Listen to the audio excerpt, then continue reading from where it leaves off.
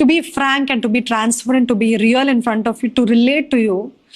మీరు ఎంతో ప్రేమించిన వ్యక్తి, ఒక స్త్రీయో ఒక పురుషుడో సడన్ గా మీకు ద్రోహం చేస్తాడండి. ద్రోహం చేసినప్పుడు ఎన్నో సంవత్సరాల నుండి మీరు ప్రేమిస్తూ అన్ని ఇస్తూ అన్ని చేస్తూ మీరెంతో వారికి ఇచ్చిపుచ్చుకుని అన్నీ అయిపోయింది ఇంకా మేము ఇంకా జీవితకాలం అంతా ఇలాగే ఉంటాము అనుకున్న ఆ సమయంలో సడన్ గా మీకు ద్రోహం చేస్తాడు. ద్రోహం చేసినప్పుడు I'm asking you genuinely, can you go on with your life as usual?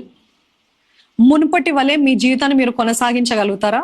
వాస్తవానికి in all transparency, in all truth I can say, మునుపటి వలె మీరు ముందుకి జీవితంలో వెళ్ళలేరు.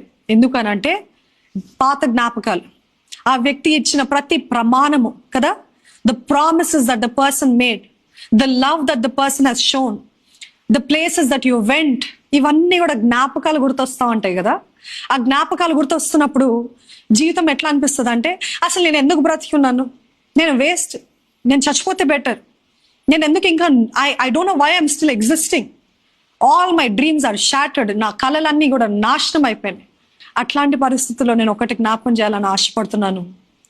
Every betrayal is a stepping stone for God's blessing. If you believe, say hallelujah. ఎంత నమ్మక ద్రోహం అయినా చేయనివ్వండి, దాన్ని కూడా దేవుడు వాడుకొని అది మీ జీవితంలో గొప్ప ఆశీర్వాదకరముగా మార్చునుగాక. ఆమెన్. ఆయన మారుస్తాడండి.